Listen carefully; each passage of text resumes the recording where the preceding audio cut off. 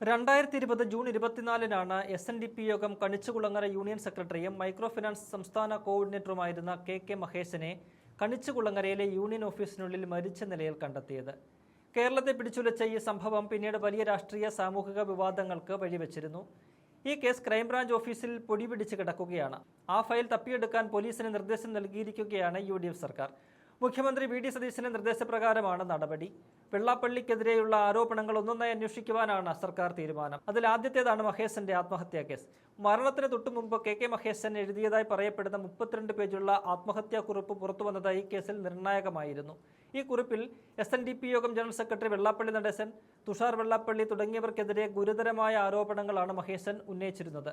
ഈ കേസിൽ ഈ 2 പേരെ പ്രതി ചേർത്ത് അന്വേഷണം ഊർജിതമാക്കുവാനാണ് ക്രൈംബ്രാഞ്ചിന് നിർദ്ദേശം നൽകിയിരിക്കുന്നത്.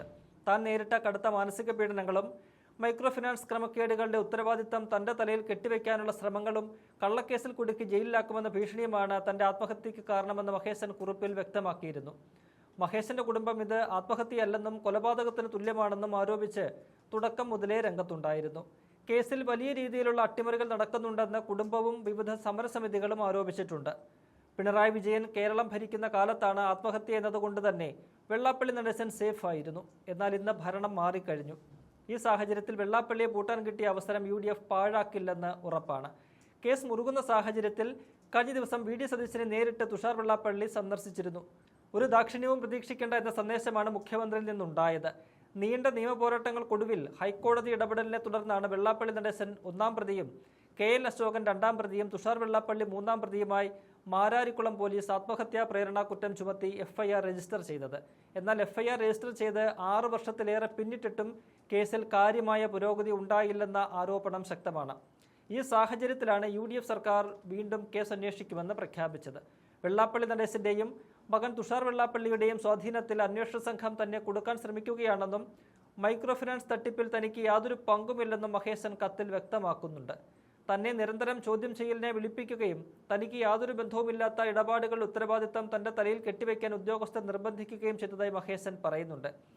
തന്റെ പേരിൽ കള്ളുഷാപ്പിന്റെ ലൈസൻസ് ഉൾപ്പെടെയുള്ള ബെനാമി ഇടപാടുകൾ വെള്ളാപ്പള്ളി നടേശനും കൂട്ടരും നടത്തിയെന്നും ഇതിൽ നിന്ന് തനിക്കൊരു ഗുണവും ലഭിച്ചില്ലെന്നും മഹേശൻ കത്തിൽ ചൂണ്ടിക്കാണിക്കുന്നുണ്ട്. ക്രൈംബ്രാഞ്ച് മേധാവിക്ക് കത്തയച്ചിട്ടും കാര്യങ്ങൾ മെച്ചപ്പെട്ടില്ല എന്നും മഹേശൻ വേദനയോടെ ചൂണ്ടിക്കാണിക്കുന്നുണ്ട്. ജൂൺ 23-ന് വീണ്ടും വിളിപ്പിച്ച ശേഷം SP പ്രശാന്തൻ കാണി ഉൾപ്പെടെയുള്ള ഉദ്യോഗസ്ഥർ കടുത്ത മാനസിക സമ്മർദ്ദത്തിലാക്കിയെന്നും അദ്ദേഹം ചൂണ്ടിക്കാട്ടിയിരുന്നു. ഇതിനുശേഷമാണ് മഹേശൻ ജീവനൊടുക്കിയത്. അന്വേഷണത്തിന്റെ തുടർച്ചയല്ല, പുനരന്വേഷണമാണ് പ്രഖ്യാപിച്ചിരിക്കുന്നത്.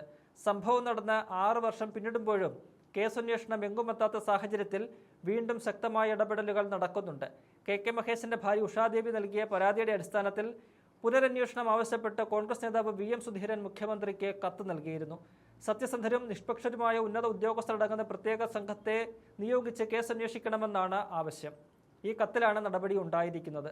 ഈ കേസിൽ നീതി നടപ്പാക്കപ്പെടാഞ്ഞത് നിയമവാഴ്ച കേൾക്കുന്ന വലിയ വീഴ്ചയാണെന്നാണ് പൊതുവെയുള്ള വിലയിരുത്തൽ. വൈകിയാണെങ്കിലും കുറ്റവാളികളെ നിയമത്തിന് മുന്നിൽ കൊണ്ടുവരണമെന്ന ആവശ്യമാണ് ശക്തമായി ഉയരുന്നത്. ഇതിനു പുറമെ മൈക്രോ ഫിനാൻസ് തട്ടിപ്പ് കേസിലും അന്വേഷണം ഉടൻ ആരംഭിക്കുമ്പോൾ വെള്ളാപ്പള്ളി നടേശന് മുന്നിൽ കാരാഗ്രഹത്തിന്റെ വാതിൽ തുറക്കുന്ന ദിനങ്ങൾ വിദൂരമല്ലെന്നും പറയേണ്ടി വരും.